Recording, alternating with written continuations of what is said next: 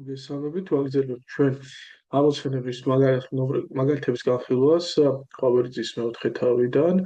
ჩვენ 70 ნომერზე ვართ გაჩერებული და აქ 70 ნომერში იყო 22 მაგალითი და 21 და 22 მაგალითი მრავალწევრის ეხება რასოით გამოსახულებებს, მაგრამ აქ არის ერთი განსაკუთრებული მომენტი.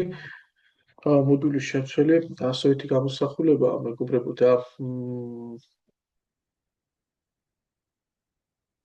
აზრი არის ჯერ ახლა მოდულიანი გამოსახულებების არჩევა ჩვენ მოდულიან უტოლობებს მოდულის შემცველ განტოლებებს ვისწავლით, ვიმუშავებთ თან ერთზე მეტი მოდულიანი გამოსახულება სადაც იქნება წარმოდგენილი, მაგრამ უბრალოდ მაინც მოდი მე წისწრებად, რადგან შეტანილი აქ ეს ნომერი განვიხილოთ. ვინმეს რო არ ეგონოს რომ რაღაც განსაკუთრებული სირთულეა და გარკვეული კომპლექსი ვარ გავიშდეს ამ საკითხთან მიმართებით, მაგრამ მაინც აჯობებს სისტემურად უფრო სრულყოფილად მე გავარჩიოთ. მაინც მეგობრებო, რა ვიცით ახლა ჩვენ მოდულზე. მოცემულია თქვა 100 მოდული, ხო? მოდულთან ურთიერთობის დროს ალბათ პირველად რაც უნდა გაგვახსენდეს ეს არის მისი გეომეტრიული ინტერპრეტაცია. რა არის რიცხვის მოდული? ეს არის რიცხვით ღერძზე. ამ რიცხვიდან, აი მაგალითად არის თქვა აქ ნულამდე მანძილი. ეგ არის რიცხვის მოდული. მისი შინაარსი ბუნება ერთგვარად წარმოადგენს მანძილს, ხო? გაშორებას და შეუძლებელია ის იყოს უარყოფითი. პრინციპში თუ ნულისაგან განსხვავებული რიცხვითი მნიშვნელობა აღებული, მაშინ ნულის ტოლიც ვერასდროს ვერ იქნება, ხო? ორ განსხვავებულ წერტილს შორის მანძილი ვერაფრით ვერ იქნება, ვერც ნული. მონაკვეთის თვისებაა, ხო, მეგობრებო და შესაბამისად, ამიტომ გამოდის, რომ რიცხვის მოდული ყოველთვის მეტია ნულზე, გარდა ერთი შემთხვევისა, თუ ემთხვევა თავად კოორდინატთა სათავეს ნულს. მეტი ზოგადობისთვის შეგვიძლია ვთქვათ, რომ რიცხვის მოდული, ანუ მანძილი ნებისმიერი წერტილისა ნულამდე არის ნულზე მეტიანი ტოლი. აქ გვაქვს ჩვენ ეს არის გეომეტრიული ინტერპრეტაცია, ხო? ანუ გეომეტრიული თვალსაზრისით, აი ხაზოვანი ელემენტების დახმარებით, როგორ შეგვიძლია ჩვენ გამგვემართა რა იყო მოდული. და არის ალგებრული პოზიციაც. ხო? ეს გულისხმობს ახლა ეს. იგივე რიცხვით ღერძზე რომ დავაკვირდეთ რა ხდება, რას წარმოადგენს და მაგალითად განვიხილოთ მეგობრებო 5-ის და -5-ის მოდული, ხო, აგერ არის თქვა 5, აგერ არის -5. რას წარმოადგენს მოდული, აი იგივე 5-ის მოდული რა არის, ხო? ესაა მანძილი ნულიდან 5-მდე. რას წარმოადგენს -5-ის მოდული, ხო? ესაა მანძილი -5-დან 0-მდე.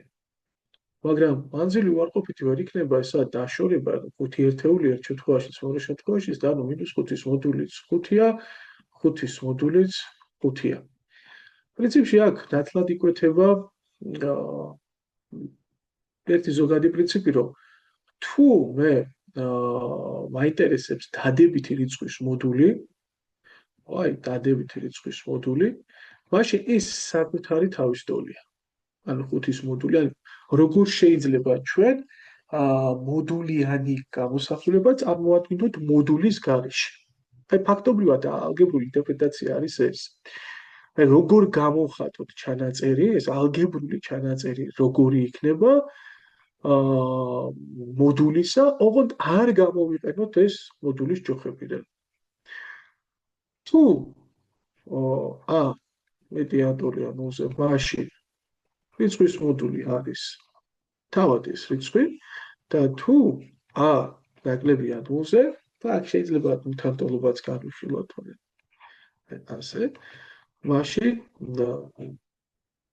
რიცხვის მოდული შეიძლება გამოვხატოთ აი ასე.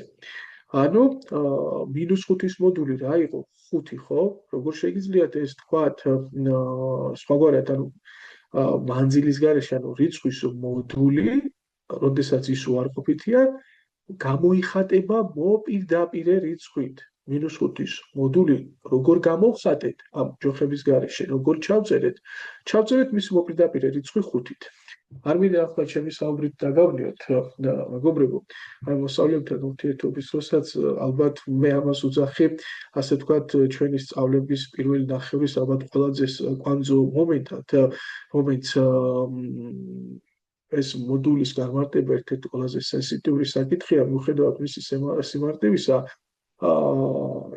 თავისუფლად შეიძლება აერიოს მოსწავლესე სწავლის შემდეგ გადაავიწყდეს და გარკვეულ დისკომფორტს უქმნის.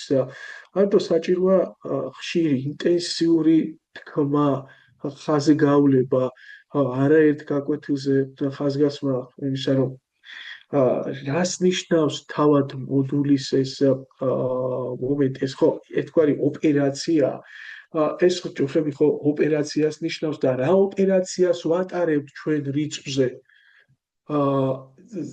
ესეთი საინტერესო მომენტია და ალგებრული ინტერპრეტაცია გვიჩვენებს სწორედ ჩვენ ამ ხასიათს. გააჩნია ოპერაციის ხასიათს და ის დამოკიდებულია თავად მოდულში ასაყვან რიცხვზე. ანუ რა რიცხვის მოდული გვაინტერესებს ჩვენ? თუ რიცხვი არის დადებითი და 0, ანუ არავარყოფითი, მაშინ ამ რიცხვის მოდული წარმოდგება, აი პროცესი არის ზუსტად ეს, რომ რიცხვის მოდული თოლია, ანუ ამ რიცხვის მოდული შეიძლება გამოვხატოთ, ჩავწეროთ, გადავთარგმნოთ თავად ამ რიცხვით.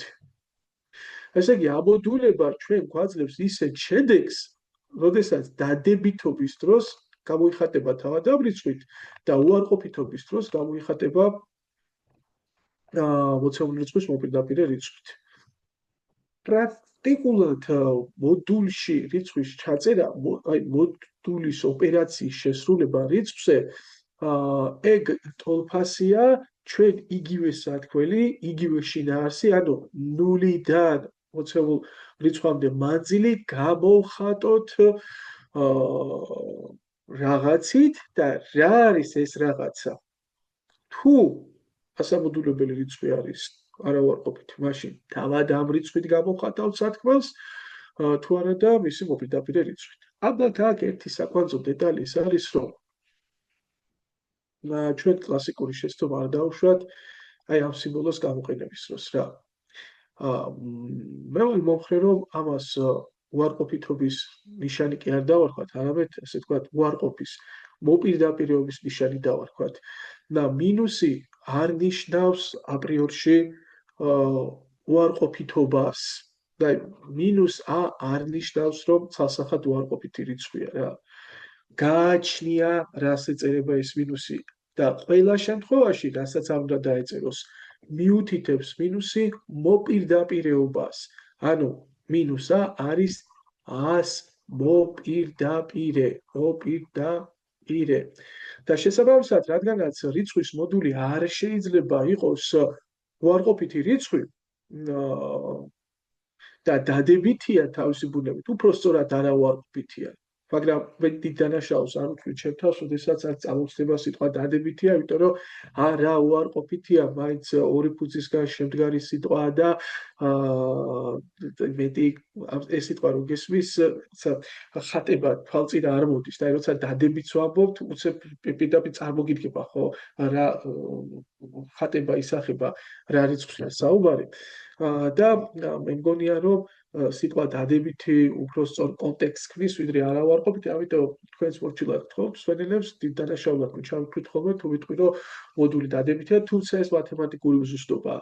მაგრამ მგონია რომ შინაარს უფრო აჩვენებს. აი მოდული დადებითია ყოველთვის, იმიტომ რომ მანძილი არ შეიძლება იყოს უარყოფითი, მაგრამ როგორ გამოვხატოთ ეს დადებითობა, როგორ ჩავწეროთ? ხანდახან ჩვენ გვიწევს ეს დადებითობა სწორედ მინუსი ნიშნის გამოყენებით. ჩავწეროთ და რა დროს გვიწევს ეს, როდესაც რიცხვი არის უარყოფითი და ამ შემთხვევაში მინუს ჩვენ ვიყენებთ მოპირდაპირეობის, ანუ დადებითობის საჩვენებლად, გამოსახატად. ანუ მეგობრებო, მოდული თავის თავში გულისხმობს დუალიზმს. ანუ ფაქტობრივად ორ გაგებას თუ საქმე გვაქვს ცვადებთან, აი თუ ცვადების მოდულზე გვაქვს საუბარი, აი ამ შემთხვევაში e-3-ის მოდული, m-ის მოდული, მეგობრებო, ფაქტობრივად რა ხდება? ორი შემთხვევა იქნება განსახილველი. ეს უარყოფითია, თავად შიგთავსი, ანუ როგორ უნდა ჩავწერო იგივე მოდულის გარეშე, მაშინ მოგვიწევს მინუსი ნიშნით გამოვხატო დადებითობა და თუ დადებითია შიგთავსი, მაშინ თავისივე თავით გამოვხატო. ახლა თუ თქვენ არა ვიდეოს მსვენელებს არ აგაქვთ გამოცდილება მოდულთან ხშირი ურთიერთობის გამოცდილება, მეგობრებო, ალბათ გაიგეთ რა ვისაუბრე, მაგრამ კიდევ და კიდევ არაერთხელ მოგიწევთ ამ კონტექსტში გარკვევა, ჩაძირვა, რომ კარგად გაჩნდეს მოდულის კონცეფცია თავში. და ვისაც გაგებული გაქვთ, ახლა აღარ მოგაწყეთ ამაზე საუბრით, აუცილებლად ბევრ ვიდეოში შევეხებით ჩვენ ამას და ალბათ ჩვენი ერთ დღესაც ისე გაჯდება თავში, რომ წლების ათწლეულების განმავლობაში უკვე შეურყეველ ისე ცოდნად იქცევა. კარგი. მოდი ახლა დავაკვირდეთ რეალს. ანუ ფაქტობრივად m-3-ის მაგივრად მე მომიწევს ან m-3-ის ჩაწერა თუ m-3 დადებითი, ან მომიწევს -m-3-ის ჩაწერა თუ m-3 არის უარყოფითი. რაზე არის ახლა დამოკიდებული, მეგობრებო, m-3 დადებითი იქნება თუ უარყოფითი? მოდი ჯერ ტოლობები არ ვისწავლია, მაგრამ დავარკვირდეთ, ანუ დადებითი იქნება თუ უარყოფითი, მეგობრებო, ეს დამოკიდებულია, აი მოდი თუ გადავიტაცავს, ანუ m-ი როგორი არის რიცხვით ხეზე, სამდებარებს m-მა ხო ნებისმიერ მნიშვნელობა შეიძლება მიიღოს და თუ m-ი მიიღებს სამზე მეტი ატომურ მნიშვნელობას, ან თუ მიიღებს სამზე ნაკლები ატომურ მნიშვნელობას, ამაზე იქნება დამოკიდებული. თუ m-ი იქნება სამზე მეტი ატომი, მაშინ გამოდის, რომ m-3-ის მოდული m-3 იქნება დადებითი და m-3-ის მოდული ტოლი იქნება თავისივე თავის და თუ m-3 იქნება უარყოფითი, მაშინ m-3-ის, ანუ m იქნება სამზე ნაკლები, m-3-ის მოდული უნდა ჩავწერო, რომ დადებითი კონტექსტი ვაჩვენო -m-3-ით. და ორი შემთხვევა, მაგრამ ახლა ნახეთ, ჩვენ ამ ამოცანაში მეორე მოდულიც გვაქვს, ხო? ეს არის m-ის მოდული და ახლა m-ის მოდულიც როგორ გამოვხატო, ეს იქნება -m თუ m-ი იმაზეა დამოკიდებული m-ს რა პოზიცია აქვს ნულის მიმართ. ანუ m-ი ნულზე ნაკლები ატოლია თუ ნულზე მეტი ატოლია.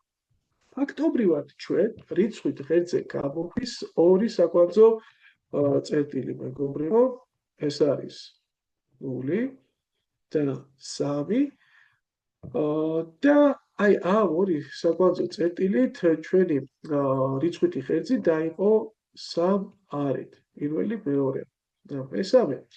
და შესაბამისად, მეგობრებო, რომელი არიდანაც ავიღებთ რიცხვს, იმის მიხედვით მოიხსნება m-3 და m-ს მოდულები რა.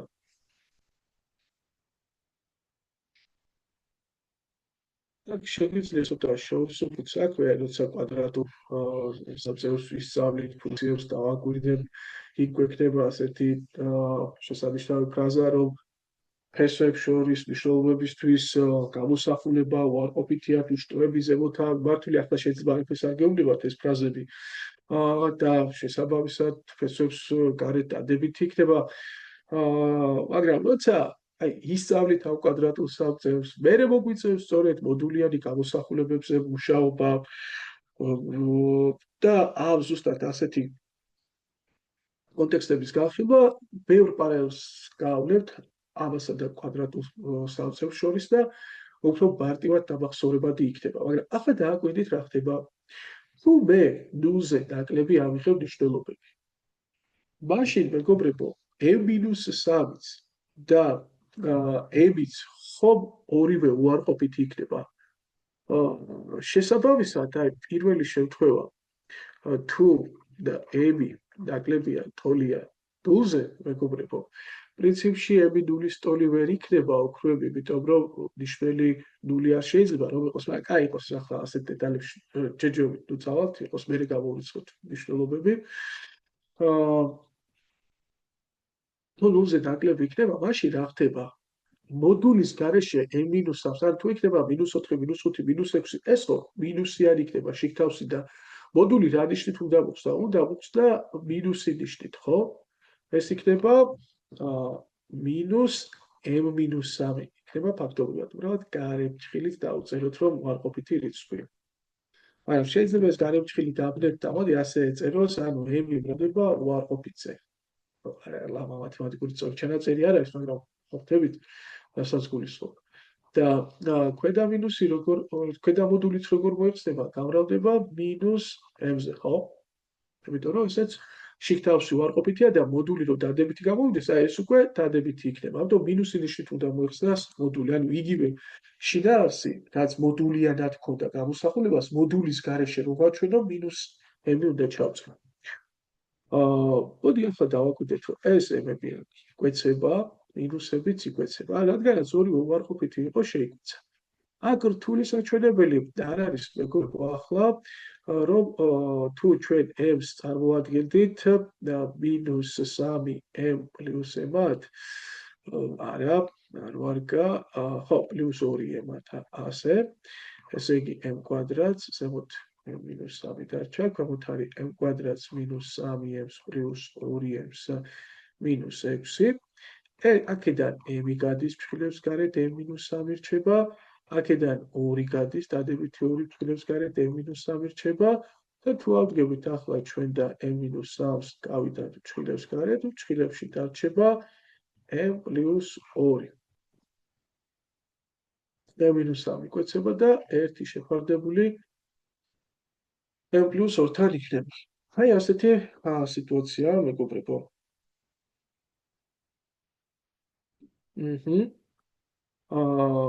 ანუ თუ m ნულზე ნაკლებია, ან ტოლი, მაგრამ უნდა მივეჩვიოთ ახლა ჩვენ, რომ თუ ისეთ მნიშვნელობას ვიღებთ, რომლისთვისაც მნიშვნელი ნულის ტოლია, მაშინ ამ მნიშვნელობას აზრი არ იქნება, ამიტომ კაცრად m ნული ვერ იქნებოდა, იმიტომ m-ზე ნაკლები მნიშვნელობებისთვის, მეგობრებო, ნახეთ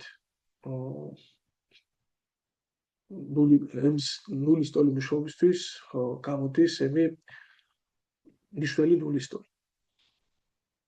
და შესაბამისად აზრი არ იქნება. აქ იმასაც უნდა დავუკვირდეთ, რომ m + 2-ც არ შეიძლება იყოს უარყოფითი, ანუ შესაბამისად m-2-ის ტოლიც ვერ იქნება. ანუ ამ ამოცანამ ახლა გადაგვიყვანა ისეთ განზომილებაში, რომლის განხილვაც არის ძალიან ადრე რა. მაგრამ მე მინდოდა მეჩვენებინა, რომ განსაკუთრებული პრობლემა ამ ამოცანის ამოხსნის არ არის. ძალიან ადრეა ეს ამის განხილვა, m ვერ იქნება ვერც -2-ის ტოლი. ზოგადად მე განსაზღვრის არეებზე ვისაუბრებთ, ასე შემთხვევით წაწვდომით კი არ ვიტყვით m ვერ არის რა არ არის. პირდაპირ ავდგებით და ნიშნულს ვიტყვით, რომ ის ნულის ტოლი არ არის, გამოვყოფთ მე ყველა მნიშვნელობას, რომლისთვისაც ნიშნელი ნულის ტოლია და მათ გამოვრიცხავთ განსაზღვრის არიდან. მეორე მოდი ბარემ ახლა ვთქვათ, აქ მეორე შემთხვევა რა იქნებოდა, თუ m არის მოქცეული ნულსა და 3 შორის, მეგობრებო, რა ხდება? იდეაში ვერც 3-ის ტოლი ვერ იქნება, იმიტომ რომ ნიშნელი ხო მიშლება მავნავლებად m-3-ჯერ m + 2 და 3-ის ტოლი რომ იყოს m, მაშინ ნიშნელი ისევ ნული გამოდის. მაგრამ აქ ერთი დეტალს მინდა თქვენ ყურადღება მივაპყრო, თუ ნულიდან 3-მდე არის m, ნახეთ, m-3 ისევ უარყოფითია და მოდული მინუსი ნიშნით მოიხსნება, ანუ m-ჯერ m-3 იქნება და სამაგიეროდ ქვემოთ m კვადრატს -m-6 რომ არის, აქ m უკვე დადებითი ნიშნით მოიხსნებოდა მოდული, იმიტომ რომ m უკვე დადებითია, ხო? ჩვენ როგორც ვნახეთ, m-3 ნიშნულზე იკვეცება, ნიშნულში ხო m-3-ჯერ m + 2 ვიღებთ, მეგობრებო, და გამოდიოდა -1 შეფარდებული m + 2-თან. ესე იგი, როდესაც m მოქცეულია ნულიდან 3-მდე, მაშინ აი ასეთი მნიშვნელობა იქნებოდა. მესამე შემთხვევასაც თუ განვიხილავთ, m-ი როდესაც 3-ზე მეტია, ну, მივიღებთ ზუსტად იგივეს, რაც ზემოთ იღებოდა, იმიტომ რომ ორივე მოდული დადებითი ნიშნით მოიხსნებოდა, ყველაფერი შეიკვეცებოდა, დარჩებოდა ერთი შეფარდებული m+2-თან და გამოდის, რომ თუ m-ი 3-ზე მეტი იქნება, მაშინაც ერთი შეფარდებული m+2-ს ვიღებთ პასუხად. კაი, მოდი 22-ს მე აღარ განვიხილავ, იყოს ეგ 31 ასე განხილული, 22-იც მსგავსად განიხილებოდა, რამდენიმე შემთხვევა იყო განსახილველი და მოდით ახლა უფრო რელევანტურ აი ამ თემატიკისთვის საკითხებზე გადავიდეთ, რომლებიც კარგად არის წარმოდგენილი, დინამიკაც მომწონს, შეიძლება შევაქოთ ავტორი, რომ სწორადაა დალაგებული ამოცანები ამ შემთხვევისთვის და საკმაოდ ღრმა და რთული მაგალითები მოდის ახლა, კითხვები მოდის, როლთა გამოძახილი საკმაოდ სერიოზულ ამოცანებში იქნება რა, რომლებზეც გამოძახილი. მოდი ახლა რა უნდა 71 ნომერს, აბა წავკითხოთ. n-ის რა მთელი მნიშვნელობებისთვის ღებულობს წილადი მთელ მნიშვნელობას. ანუ მოდი ავიღოთ აქეთ პირველი დავალება რაც არის 91 შეფარდებული 3n+5-თან, ეგ არის წილადი და რა უნდა? უნდათ რომ ეს იყოს მთელი, ანუ ეგრეც მიეკუთვნებოდეს, ესე იგი ბალშიც უნდა ვთქვა ასე, მთელი იყოს, მთელია, ისე რომ n-იც იყოს მთელი, n-იც მთელია. და ჩვენ გვეკითხებია ზუსტად აი n-ი რას უნდა უდრიდეს. ანუ n-ი რა მთელი რიცხვები უნდა იყოს, რომ წილადი გამოდიოდეს მთელის ნამდვილებში. წილადი გამოდის მთელი რას ნიშნავს, მეგობრებო, რომ რიცხველი იყოფა ნიშნებზე. აჰა, ძალიან კარგი. ახლა იყოფა საერთოდ გამყოფია ხო 3n+5, მაგრამ გამყოფობა მარტო ნატურალური რიცხვების ხვედრია და აქ ახლა არ დაგვაუწყდეს, რომ მთელობისთვის არ არის სავალდებულო 3n+5 იყოს ნატურალური. ის უარყოფითი შეიძლება იყოს, მეგობრებო, ანუ გამოდის, რომ და ესე იგი 3 ისე აქ n იყო, წეროთ ჩვენს n-ი. ანუ და სიტყვაზე ვთქვათ 91-ის რაიმე გავყოს თუ ნახავთ, მაგალითად 7-ზე იყოფა, -7-იც იქნება საჭირო რომ განვიხილოთ, იმიტომ რომ -7-ზე გაყოფის დროსაც მთელი მნიშვნელობა მიიღება. მოდი ახლა ვიპოვოთ ჩვენ 91-ის განყოფები, ანუ რა მნიშვნელობის მიღება შეუძლია 3n+5-ს. გამოვიყენოთ სქემა განტოტვის. ეგ არის 1 და 91. 91 მერე 2-ზე არ იყოფა, 3-ზე არ იყოფა, 4-ზე არ იყოფა, 5-ზე არ იყოფა, 6-ზე არ იყოფა, 7-ზე იყოფა, 7 და 13. 8-ზე, 9-ზე, 10-ზე არ იყოფა, 11-ზე, 12-ზე და შესაბამისად 13-ზე კი იყოფოდა და ნახეთ. ანუ რა გამოდის? რამდენი შემთხვევა იქნება? 3n+5-მა შეიძლება მიიღოს მნიშვნელობად 1, 7 13 და 91. ავადროულად 3n+5-მა შეიძლება მნიშვნელობად მიიღოს -1. არ დაგვაუწყდეს, რომ მთელი უნდა იყოს შეფარდება და ანუ უარყოფითიც მოსულა, ხო? -7 -13 და -91. თუ ავდგებით ახლა მეგობრებო და სამივე ავადგას ამოხსნით, მივიღებთ რას?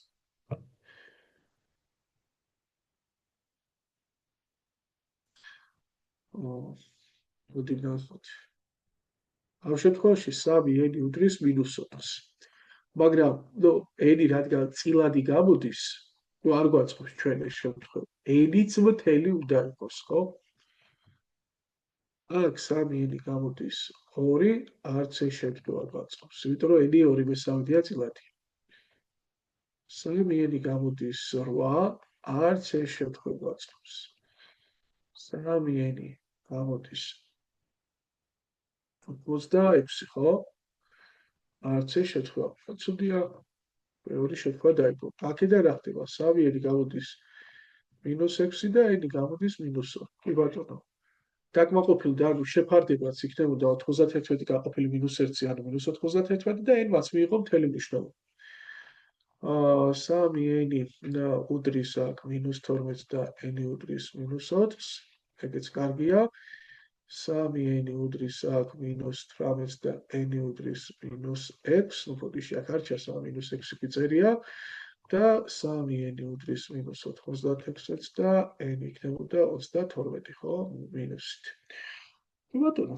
და 4 პასუხი მივიღეთ, ანუ -2, -4, -6 და აქ -32.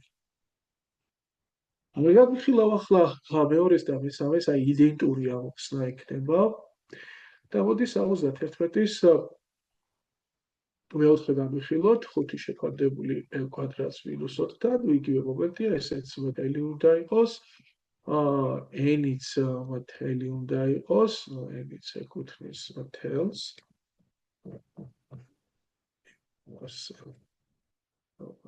ასე n-იც მთელია, დაგვეკითხებიან n-ის მნიშვნელობებს.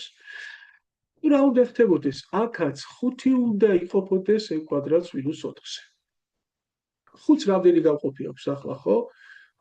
ესე იგი 5 1 -5 -1, მეტი არაფერი. ანუ n კვადრატს -4 უნდა ვუდგეთ ეს 1, ან n კვადრატს -4 უნდა ვუდგეთ ეს -1. n კვადრატს -4 უნდა ვუდგეთ ეს 5, ან n კვადრატს -4 უნდა ვუდგეთ ეს -5. და მოდი დავაკვირდეთ ახლა რომელი უარგებს. აქედან n კვადრატი უდრის 5, მაგრამ მთელი ვერ იქნება, ხო? არა, მთელი რიცხვის კვადრატი 5 არ არის, არ ვარგებ. n კვადრატი აქ უდრის 3-ს, არც ეს არ ვარგებ. n კვადრატი აქ უდრის 9-ს და შესაბამისად n იქნებოდა -3 ან 3. და აქედან n კვადრატი უდრის -1-ს და სამწუხაროდ -1-ის ტოლი არც ერთი მნიშვნელობისთვის არ არის. n-ის კვადრატი. გამოდის, მეგობრებო, მივიღეთ ორადორი პასუხი. ეს არის 3 და -3. მგონია ეს მოკლედ კარგი ამოცანა იყო, მარტივი, წარმოსადგენი. და მოდი ახლა დავაკვირდეთ 72 ნომერს. რა უნდა 72-ს.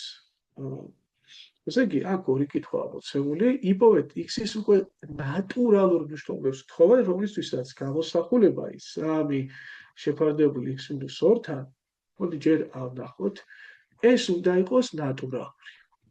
და თან x-იც ნატურალური უნდა იყოს.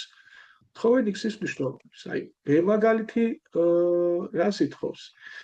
უკვე 3 შეფარდებული x-2-თან, აი წინა ნომრის მსგავსად უნდა იყოს უბრალოდ მთელი, არ არის კაცრი მოთხოვნა ნატურალურობაზე. ოღონდ x-ი ისევ ნატურალური უნდა იყოს. ასეთ x-ებს ვთხოვენ. მეგობრებო, სადაც შეფარდება უნდა იყოს მთელი რიცხვი, ნიშნავს, რომ რიცხველი ზუსტად უნდა იყოფოდეს მნიშვნელზე. ანუ 3 უნდა იყოფოდეს x-2-ზე. ახლა ესე იგი რა ხდება? 3 x-2 უნდა იყოს 3-ის ერთ-ერთი გამყოფი, ან 1, ან 3. ახლა შეიძლება x-2 ამ შემთხვევაში იყოს -1. არა, იმიტომ რომ მაშინ 3 თუ გაიყოფოდა -1-ზე, შედეგი იქნებოდა -3, ანუ ნატურალური აღარ იქნებოდა. ანუ გამოდის, რომ ჩვენ აღარ შეგვიძლია აქ ნიშნელის მნიშვნელობად გამიხილოთ უარყოფითი რიცხვები. დარჩა ეს შემთხვევები, აქედან x უდრის 3-ს, აქედან x უდრის 5-ს და შესანიშნავია შეფარდება მთელია, ბოდიში ნატურალურია და შესაბამისად x-ებიც მივიღეთ ნატურალური. 3 და 5 კარგი პასუხია. გადავამოწმოთ მაინც 72-ის პიროში, კი ბატონო 3 და 5 უნდა მიგვეღო მივიღეთ კიდეც. ახლა აქ რაც შეეხება, x უნდა იყოფოდეს x-2-ზე, მაგრამ x-2 უარყოფითი შეიძლება იყოს, რადგან მხოლოდ და მხოლოდ მთელობა გვაინტერესებდა ჩვენ 3 შეფარდებული x-2-ისა. ესე იგი x-2 შეიძლება იყოს 1, ან x-2 შეიძლება იყოს -1. x-2 შეიძლება იყოს 3, ან x-2 შეიძლება იყოს -3. მოდი ვნახოთ ახლა. x-ი აქედან გამოდის 3. x-ი ნატურალური უნდა იყოს, ამიტომ ეგ გვაწყობს. აქედან x-ი გამოდის 1. ესეც გვაწყობს, მეგობრებო, x უნდა ყოფილიყო ნატურალური. აქედან x-ი გამოდის 5, ესეც გვაწყობს აქედან x გამოდის -1, სამწუხაროდ ეს არ გვაწყობს, იმიტომ რომ x ნატურალური უნდა ყოფილიყო.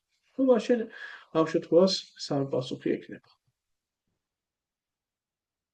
მოდი ახლა ვნახოთ 73 ნომერი.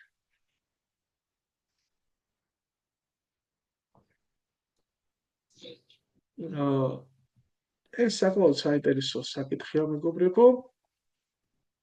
როდესაც ასეთი რაციონალური გამოსახულება მოდის, ну რა არის რაციონალური გამოსახულება? წილადის სახით ჩაწერილ გამოსახულებას, ხო? მაგრამ ჩვენ შემთხვევაში რაციონალურ გამოსახულებებს, რაციონალურ ცვლადიან გამოსახულებებს დავარქვევთ, სადაც ნიშნულში გვექნება ცვლადები. და საკმაოდ საინტერესო საკითხია ამ შემთხვევაში მთელის გამოყოფის იდეა, კონცეფცია. მოდი მე სანამ ამ კონკრეტული მაგალითიდან გამოგიყოფ თელს, მეგობრებო, მოგიყვათ ასეთ შემთხვევას, აი მოდი n+6 შეფარდებული n-დან გამოვყოთ მთელი. აქ მთელის გამოყოფას როცა ვთხოვდნენ, მსჯელობა რომ გამარტივდეს, აი ძალიან მარტივია, მეგობრებო, თქვენ წილადი გაწყვიტოთ, ანუ მრიცხველი 2 წევრი არის და თითეული წევრი გახოთ ნიშნელზე. აქ საუბარი ხშირად უფრო მარტივია, იმიტომ რომ ცვლად მხოლოდ ერთ პოზიციაზე ნიშნულში გვხვდება და საწყის ფორმაში ორგან ხვდებოდა ცვლადი, რაც გარკვეულწილად მსჯელობას ართულებს. სხვადასხვა ტიპის დავლების გადაწყვეტას ძალიან უხდება აი ასე წარმოდგენა თავიდან მოცემული წილადისა. და თან მთელიც გამოყოფილია. აი მთელის გამოყოფის მთელი შინაარსი რა არის, მეგობრებო? აი მაგალითად თქვენ 21-ს რომ ყოფთ 5-ზე როგორ შეგიძლიათ ახლა მთელი გამოყოთ? კი, ყველა ვიცის რომ რიცხველი გაყოფილი ნიშნულზე არის 4 და 4 შეგვთავსდება 1/5, მაგრამ ცოტა სხვაგვარად თუ შევხედავთ ამ პროცესს, აი წარმოიდგინეთ, თქვენ უნდა მოძებნოთ 21-ზე ნაკლები ყველაზე დიდი რიცხვი, რომელიც ზუსტად იყოფა 5-ზე. ანუ ფაქტობრივად ნაშთის პოვნის წესებგვანება ეს არის 20. და აი 21 რომ დაყვა ასეთ ორ ნაწილად, და მე რომ გაწყვიტო წილადი 20 გაყოფილი 5-ზე, რა თქმა უნდა, ზუსტად გაიყოფა და მთელ რიცხვს მოგცემს და 1/5, რომელიც უკვე მთელ რიცხვს აღარ მოგცემს. ანუ შენ უნდა შეეცადო რომ რიცხველი დაყო ორ ისეთ ნაწილად, რომელთაგან ერთი ნიშნულზე ზუსტად გაიყოფა, ხოლო მეორე არა. შესაბამისად, ახლა დიდი საფიქრა არ გქონდა ჩვენ n+6 ისედაც იყოფოდა, ანუ ერთი ნაწილი ცხადად ჩანდა n რომ 6-ზე იყოფოდა და თითქოს მაგალითი მოითხოვდა კიდეც რომ ჩვენ აქ მთელი გამოგვიყო. მაგრამ არის კონტექსტები, სიტუაციები, სადაც ეს ასე თვალგანთლივ არ ჩანს. აი მაგალითად n შეფარდებული იგივე n+6-თან.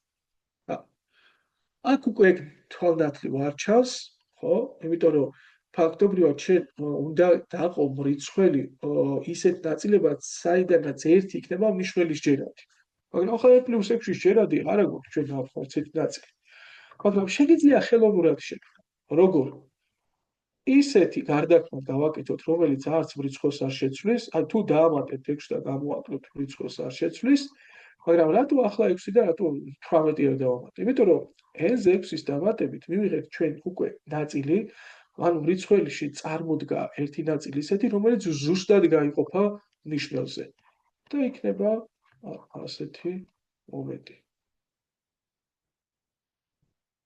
ეს შეიკვეცებოდა და 1-6 შეფარდებული n+6-თან დარჩება.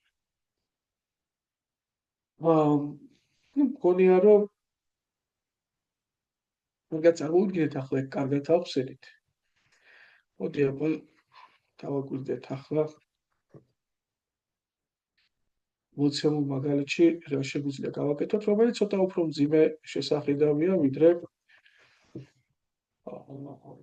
ჩვენს მიერ მოყვანილი მაგალითები.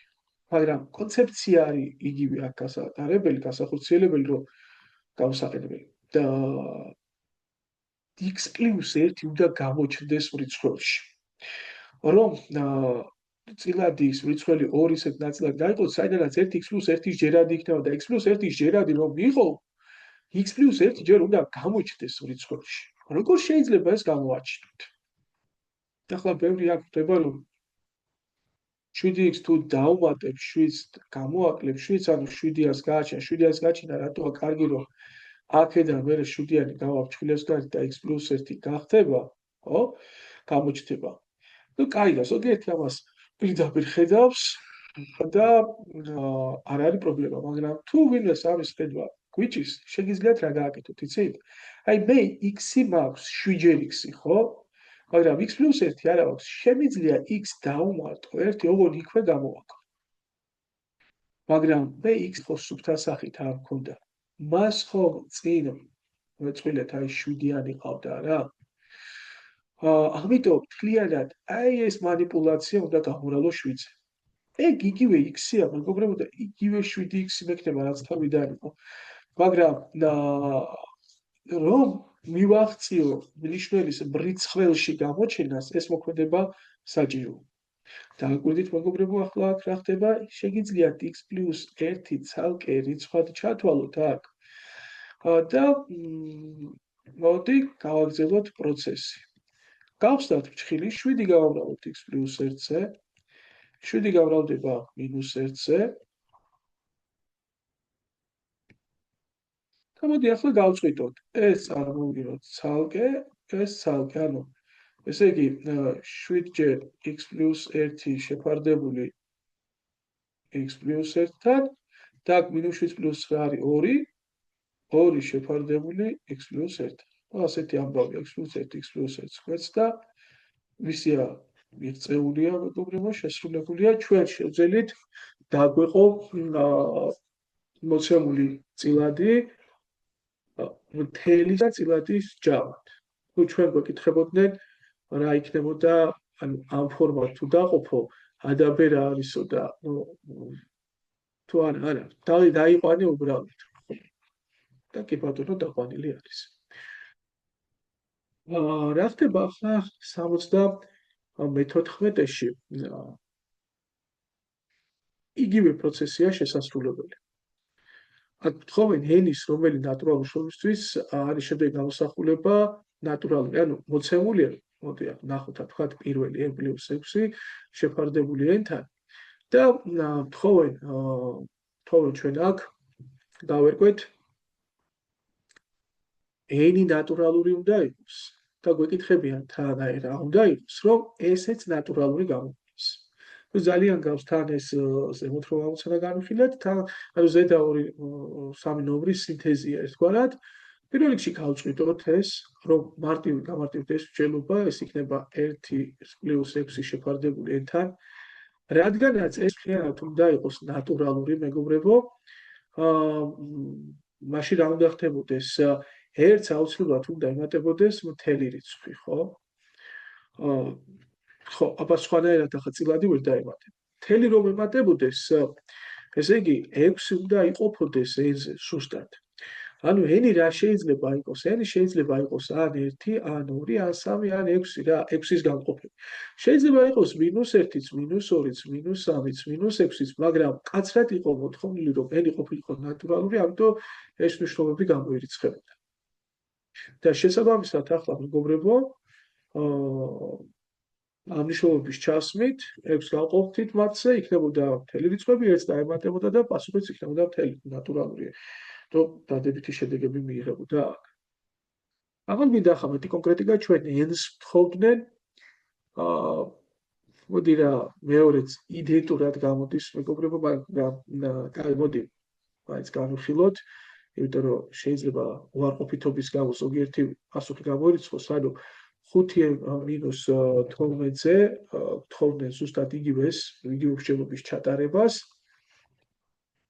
აქ ანუ ეს უნდა იყოს ნატურალური, მეგობრებო, n-იც უნდა იყოს ნატურალური და n-ის მნიშვნელობებს ითხოვენ და გავწყვეტით წილად 5 - 12 შეფარდებული n-თან იქნებოდა, ეს ნატურალური რომ იყოს ქვები 12 უნდა იყოფოდეს როგორც მინიმუმ n-ზე, ანუ n-ი შეიძლება ყოფილიყო 12-ის გამყოფები 1, 2, 3, 4, 6, 12, ბევრი გამყოფი გააჩნია ხო 12-ს.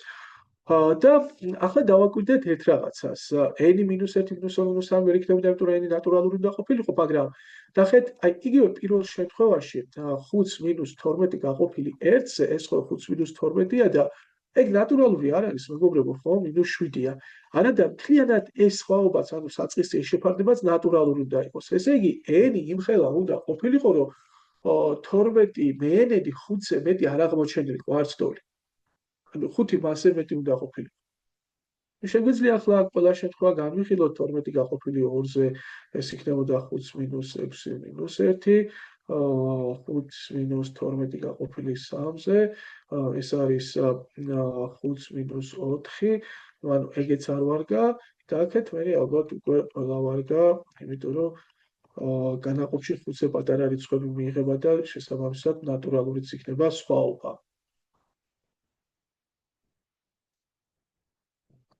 და 5 - 2 და ბოლოს იქნებოდა 5 - 12 მე 12-ი, ანუ 5 - 1 4. ესე იგი, 3-იანიც, 4-იანიც, 6-იანიც და 12-ით შეიძლება ყოფილიყო, მეგობრებო, n. ახლა რაც შეეხება მესამე ნომერს, 36 - n კვადრატი შეფარდებული n კვადრატთან, ნუ ეგ როგორი სიტუაციაა, ასე -1, ასეთი რაღაც იქნებოდა, ხო? და აი ეს შეფარდება რომ იყოს მთელი, ну ცხადია ახლა ნატურალური რომ იყოს სხვაობა, მინიმუმ 36 შეფარდებული კვადრატთან მთელი უნდა იყოს, მაგრამ დაგვიდით ეს ხო კვადრატების ფარდობა, ანუ 6 შეფარდებული n კვადრატია რა. და შესაბამისად, მეგობრებო, ახლა რისი კვადრატია მთელი რიცხვით, არ ვთქვათ, მთელი რიცხვის, ანუ 6 n-ზე უნდა იყოფოდეს უდაშთოთ. და n-ი რა შეიძლება იყოს? 1, 2, 3 და 6. ამოდი ნახოთ. თუ n-ი 1-ია, 6 შეფარდებული n-თან აყვალი კვადრატში -1, კი ბატონო, ეს იქნება ნატურალური 35.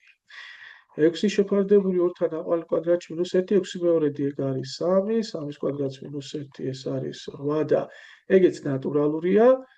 6 მესამედი შეფარდებული აქ -1 ესა 2-ის კვადრატს -1 ეგ 3-ია, მაგრამ ნახეთ 6 მე-6 კვადრატში ეგ უკვე 0-ია. ამიტომ ეგ პასუხი ვერ იქნებოდა, რადგან მთლიანად შეფარდება, შედეგი უნდა ყოფილიყო, მეგობრებო, ნატურალურ 0-ზე მეტი. იმედია გავიგეთ ეს სიტუაცია, პრობლემას არ წარმოადგენს. მოდი ვნახოთ ახლა 75-ეს რა უნდოდა. ახლა აქ უბრალოდ ითხოვენ, მეგობრებო, რომ მთელი გამოვყოთ. აი ნახეთ ახლა ალბათ ხედავთ მაგალითებს რა, ეკრანზეც ჩანს 75-15 ნომერია და მოდი მე შევარჩევ ახლა აი მე-4 და მე-3 ფაქტობრივად ჩვენ უკვე ვიცით როგორ ამოვხსნათ. მოდი მე-4-ს გავაკეთებ მე და მე-3-ც იგივე იქნება რა. როცა მრიცხველი და მნიშვნელიც წრფივია, ანუ კვადრატული არ არის, ამათი ამოხსნა ჩვენ უკვე გვისმის და ვიცით. მოდი ნახოთ. აი იგივე მე-4 როგორ უნდა ამოხსნათ? 7-იანი შეფარდებული n-4-თან, n-4 უნდა გამოჩნდეს ზემოთ და შეგიძლიათ ახლა აქ 7n-ი რომ 4-ს მაძლევდეს, ფაქტობრივად 7 ხო ფრჩხილებს გარეთ არის გასატანით, ამ ფრჩხილებს გარეთ რო გაიტან 7-ს აი მოსაცილებელია, ისეთი რაღაცა უნდა გამოაკდეს და დაემატოს, რომ 7-ზე გაყოფით 4-ს გაძლევდეს. ანუ ფაქტობრივად 28 უნდა დაემატოს და გამოაკდეს. და 7 გავაფრჩხილებს გარეთ, n-4 დარჩება. გავწყვეტ მე ამ წილად, ეგ იქნება 7 დამატებული 28 შეფარდებული n-4-თან და მოჩა დამთავრდა, ისია შესრულებულია. მოდი ახლა დავაკვირდეთ, მეგობრებო, პირველს და მეორეს, აი ძალიან გვანან ესენი ერთმანეთს ზუსტად რაად იხსნებიან და მოდი დავაკვირდეთ ახლა მთელი რომ გავუყოთ, როგორ შეიძლება ეს გავაკეთოთ, პირდაპირ შეიძლება მეგობრებო წლადის გაწყვეტით. აი პირდაპირ. აქ განსაკუთრებული საფიქს აზროვნავი არ არის, ყოველთვის რაღაცა თვალები არ უნდა დავითხოვოთ და რთულს არ უნდა ვეძებდეთ. აი თუ 5 კვადრატს გაყოფ n-ზე, 2-ს გაყოფ n-ზე. პრინციპში მთელი გამოყოფილია უკვე ოქროები. იმიტომ რომ ეს არის 5n დამატებული 2 და პლუს 3 შეფარდებული n-თან. ახლა 5n პლუს 2 არის მთელი ნაწილი და 3 შეფარდებული n-თან არის წილადი ნაწილი აქ რაც არის. მაგრამ სამაგიეროდ რაც შეეხება ახლა მე-5-ს და მე-6-ს აქ საინტერესო. და მოდი მე-6-ზე განვიხილოთ, მეგობრებო, ახლა ჩვენ აქ n კვადრატს პლუს 6n მინუს 8 შეფარდებული n პლუს 3-თან. როგორ შეგვიძლია დაგვეძლია ახლა ეს გამოწვევა ჩვენ? n პლუს 3 ზემოთ უნდა გაჩნდეს. ახლა პირდაპირ გავწყვიტოთ ასე n კვადრატი შეფარდებული n პლუს 3-თან, სამწუხაროდ ეს არაფერს არ გვაძლევს, ხო? n პლუს 3-ზე არის. მაგრამ რა შეგვიძლია გავაკეთოთ? შეგვიძლია n პლუს 3 გავაჩინოთ. თან ისე რომ მაქსიმალურად ჩავთოთ ამ პროცესში ცვლადიანი ნაწილები. და თუ თქვენ ახლა შემოკლებული გამრავლების ფორმულები კარგად იცით, შეიძლება საიდანღაც აქ თავში გაკეთდეს ასეთი მომენტი, რომ მე თუ ბრიცხვეს დავუმატებდი 9-ს, თუ თან გამოვაკლებდი, მეგობრებო, ხო? იქ არ გაგონებთ რაღაცას, ხო, -8-ს არ დაგვაჩნდეს საოცრებით. იქ იქნებოდა n პლუს 3-ის კვადრატი მინუს 17 შეფარდებული n პლუს 3-თან. გავწყვიტოთ წილადი. n პლუს 3-ის კვადრატი შეფარდებული n პლუს 3-თან მინუს 17 შეფარდებული პლუს 3-თან ესე იკვეცება და n პლუს 3 მინუს 17 შეფარდებული n პლუს 3-თან. აღმოჩნდა. ესეა შესრულებულია პრინციპში, რასაც ითხოვდნენ, ის გავაკეთეთ ოქროები, ზუსტად ანალოგიურად გავცოდით ზედა შემთხვევაშიც, ხო? კაი, მოდი მე-5 მაინც დავწეროთ, ხო, აჩვენოთ რა შეგვეძლო გაგვეკეთებინა და ცოტა მაინც განსხვავება არის. ანუ ჩვენი მთავარი მისია არის, რომ მრიცხველი გაიყოს მნიშვნელზე 2 ისეთ ნაწილად დაყოთ, საიდანაც ერთი იქნება მნიშვნელის ჯერადი. და აი აქ მაგალითად სხვანაირად შეიძლება ამის დანახვა და გაკეთება, აი n პლუს 3-ის ჯერადი ნაწილი აქ იქნებოდა თუ 9-ს გამოვაკლებდით და დავუმატებდით. ანუ აქ ხო ჯამის კვადრატამდე შევავსეთ სიტუაცია და აქ უბრალოდ ასე შეუღლებულის მომენტს გამოვიყენებთ. იმიტომ n კვადრატი რომ გავწყვეტით თავას წილად ასე ეს 9 მინუს 4 ანუ 5 შეფარდებული პლუს 3-თან. უკვე n კვადრატს მინუს 9 ხო იშლება n მინუს 3 ჯერ n პლუს 3 და n პლუს 3 შეიკვეცებოდა ასე. ანუ დარჩებოდა n მინუს 3 პლუს 5 შეფარდებული n პლუს 3-თან. ხო, ასეთი მომენტი იქნებოდა, მეგობრებო. კარგი, მოდი ახლა ჩავთვალოთ, რომ ესეც დავძლიეთ. იმედია გავიგეთ და ზედმეტად სწრაფად არ აღიხსნია და მოდი მომზადოთ ახლა 76 ნომრისთვის, მეგობრებო.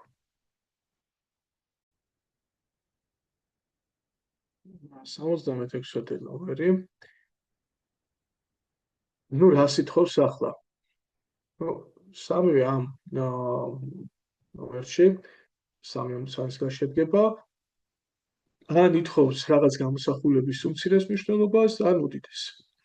ზოგადად ახლა მსგავსი კითხვები ასე ვთქვათ, ყოველდღიური ნაწილი არა, მაგრამ მნიშვნელოვნად ხშირად შეხვდება, როცა ჩვენ კვადრატულ ფუნქციებს ვისწავლით, კარგად გავიჯენთ საკითხს თავში, პარაბოლის, შტოების, მინიმალური მაქსიმალური წერტილების, x0-ის, y0-ის შორის გამოთვლით, გამოსახვით, ამას ვილაპარაკეთ ცვლად, მაგრამ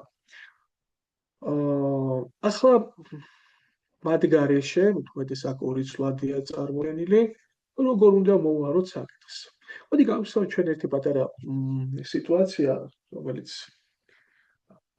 მარტივი კონტექსტის შემცველია, როდესაც მაგალითად a პლუს b მინუს 7-ის ვთქვათ მინიმალური მნიშვნელობა გვინდოდა, როგორ ვიქცეოდით? თუ აქ ახლა მეგობრებო, ნუ რა არის მოცემული? მოცემულია ჯამი, სხვაობა, მოდი აქ ცე დავწეროთ. და თქვათ ჯამი რა დროს აღწევს, რაც შეიძლება მინიმალურ მნიშვნელობას, თუ თითოეული შესაკრები არის, რაც შეიძლება მცირე.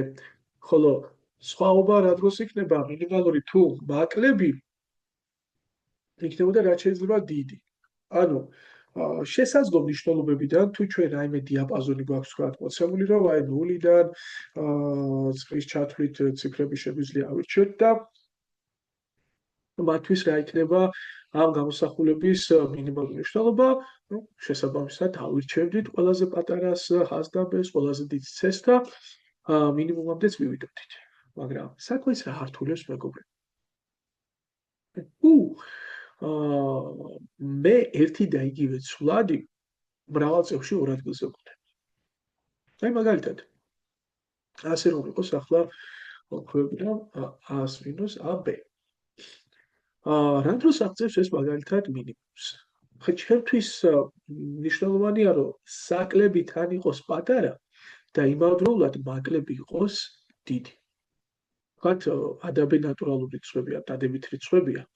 და რა დროს იქნებოდა მაკლები უკვე ნამრავლია, ნამრავლი რაც შეიძლება დიდი, თუ იქნებოდა დიდი და b-ც, ანუ ორივე თანამამრავლი იქნებოდა დიდი. მაგრამ მოიცა ეს როგორ? ერთსა და იმავე სიტუაციაში, მაგალითში, მე მჭირდება რომ ერთი და იგივე ცვლადი იყოს თან მინიმუმი, თან მაქსიმუმი. ეგ სერიოზული პრობლემაა, მეგობრებო. და აქ რა არის წამალი? ну ის ზოგადი ლოგიკა სიტუაციის გამარტივების, აი ჩვენ შევეცადოთ რომ ყოველი ცვლადი ერთადერთ ხელ წარმოდგებოდეს გამოსახულებაში და აი ეს მიიღწევა თუ ახლა მე აქ ავდგებოდი და a-ს გავიტანდი ფრჩხილებს გარეთ, აი a h - b, აქ უკვე ჩაკონსოლიდირდა, აი a არის ერთ ადგილზე, b-ც ერთ ადგილზეა, რაც ერთ ადგილზე იყო, ნამრავლი რა დროს აღწევს მინიმუმს, ხოლმე მინიმალური მნიშვნელობა მინდოდა, ახლა ამისი თუ პირველი თანამამრავლიც რაც შეიძლება დიდია, მეორე თანამამრავლიც რაც შეიძლება დიდია. მაგრამ მეორე თანამამრავლი რა არის მეგობრებო? სხვაობა. სხვაობა რა დროს აღწევს მინიმუმს, თუ საკლები არის რაც შეიძლება პატარა, მაკლები რაც შეიძლება დიდი. საკლები რადგან კონსტანტაა, ну ეს კონსტანტაა, მუდმივია, ერთი რიცხვია და ცვლადი, ერთი ერთად დარჩება, b კი შეგვიძლია ვიყო რაც შეიძლება დიდი თავისი შესაძლო მნიშვნელობებით. რა გვასწავლა ამ კონკრეტულმა მაგალითმა, ჩვენ უნდა ვიცადოთ, რომ კონკრეტული ცვლადი მხოლოდ ერთხელ ხვდებოდეს გამოსახულებაში, რა თქმა უნდა, თუ ის შესაძლებელია. მოდი ახლა განვიხილოთ პირველი მაგალითი. a კვადრატს მინუს 6ab პლუს 9b კვადრატი პლუს 7. ჩვენ ვთხოვეთ ამის უმცირეს მნიშვნელობას, რა შეიძლება მიიღოს და რა ვქნათ. თუ ხედავთ, უკვე ის პრობლემატური სიტუაცია არის. ორ ადგილზეა, b-ც ორ ადგილზეა, მსჯელობა გართულდება, მეგობრებო, აი რომ იყოს ეს გამოსახულება მინიმალური, მაგალითად a უნდა იყოს რაც შეიძლება პატარა, მაგრამ თან აი ეს ნამრავლი უნდა იყოს რაც შეიძლება დიდი, ბევრი რომ გამოაქვდეს, მაგრამ ნამრავლი რაც შეიძლება დიდი რომ იყოს, უნდა იყოს რაც შეიძლება დიდი და როგორ შეიძლება თან დიდი იყოს, თან პატარა.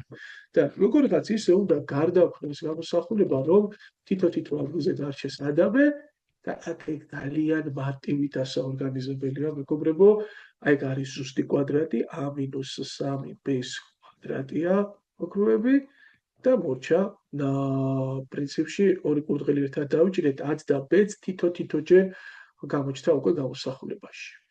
და ეგ პლუს გარდა იმისა, რომ თითო-თითო სიტუაციამდე დავიყვანე, ზუსტ კვადრატამდეც მივიდა. ზოგადად ზუსტ კვადრატამდე სიტუაციის მიყვანა ძალიან აიოლებს საქმეს, იმიტომ რომ ის შეზღუდულია იმით, რომ უარყოფით მნიშვნელობებს ვერ მიიღებს, მისი მინიმალური მნიშვნელობა არის 0.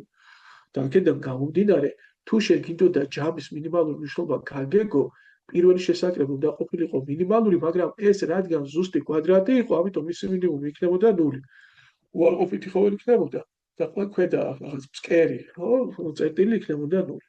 მაშინ მთლიანად ამ გამოსახულების მინიმალური მნიშვნელობა იქნებოდა 0+7, ანუ 7. მოდი ახლა მეორე მაგალითს დავგვირდეთ 76-ას.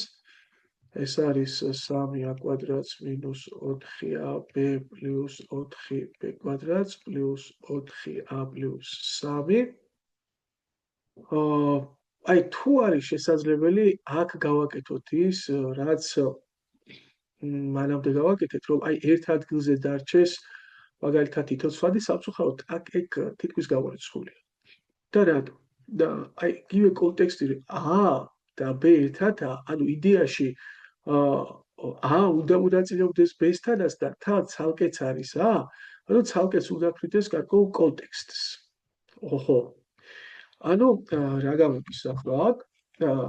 თუ მე 3a კვადრატს გავწყვიტავდი 2a კვადრატს პლუს a კვადრატად, მაშინ ერთი ნაწილი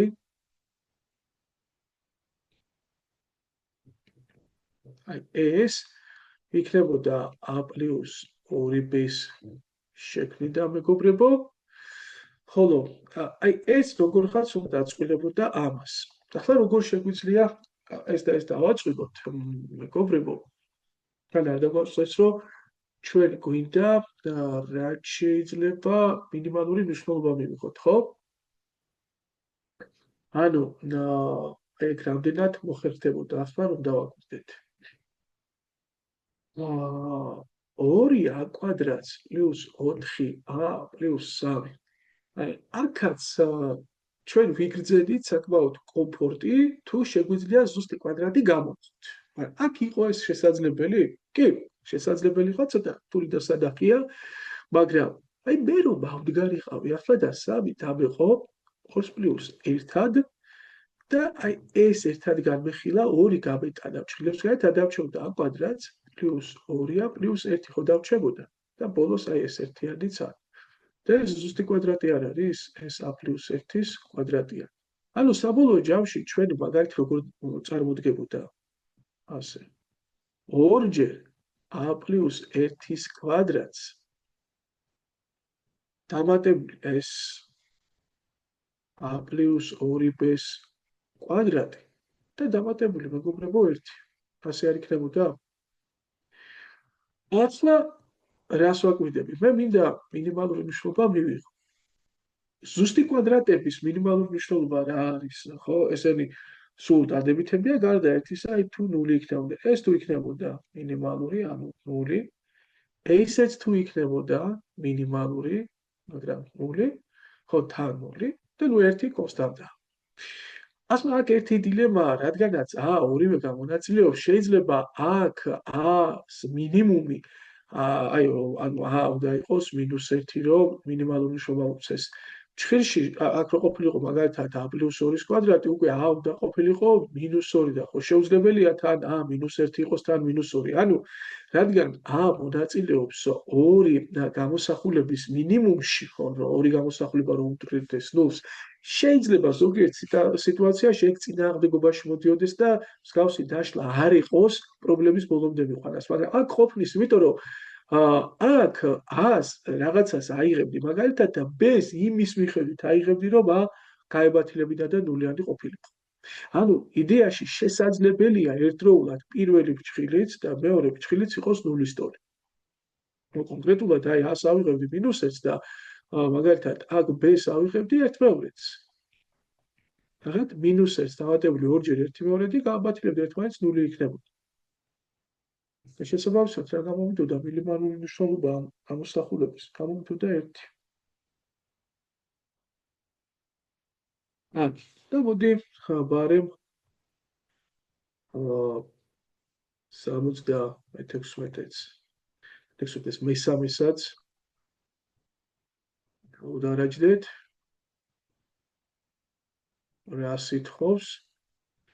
აქ უკვე ეს მაქსიმალური მნიშვნელობა სიტყობდა და ჩვენ იმდენად უკვე მივიღეთ გამოცდილება, ახლა ტკბილი გემოვიგრძეთ აი ზუსტი კვადრატების გამოყოფის, რომ აქაც დანახავდით ალბათ თუ მინუს გავიტანით ფრჩხილებს გარეთ, ნახეთ 4b კვადრატი გადადებით ხდებოდა, 25a კვადრატიც გადადებით ხდებოდა. აქ იქნებოდა -20ab მეგობრებო. +4 და ეს განაზუსტი კვადრატი არ არის, ეს b-ს -5 2b-ს მინუს 5-ას ზუსტი კვადრატი. თან წინ მინუსი აქვს. ანუ პრინციპში ეს გამოსახულება ასე შეიძლება ჩავწეროთ. ახლა მოდი ვიმშევოთ. რა დროს აღწევს მეგობრებო აი ეს სხვაობა მაქსიმუმს? თიში ასე მაქსიმუმს. თუ საკლები იქნებოდა რაც შეიძლება დიდი, მაგრამ საკლები მუდმივია, რიცხვია და მაკლები იქნებოდა რაც შეიძლება პატარა. და რა არის ეს მაკლები? განა კვადრატი არ არის, ზუსტი კვადრატი და ზუსტი კვადრატი რა შეიძლება იყოს ყველაზე ცოტა? 0. ვაუ, მაგარია. მაშინ პასუხი იქნებოდა 4-0, ანუ 4-იანი. აი, იქნებოდა მეგობრებო, სიტუაცია ჩვენ დავასრულეთ მეოთხე თავი. ნუ, რამდენო ვიდეოში შევხვდებით ერთმანეთს მეხუთე თავის გარჩევით.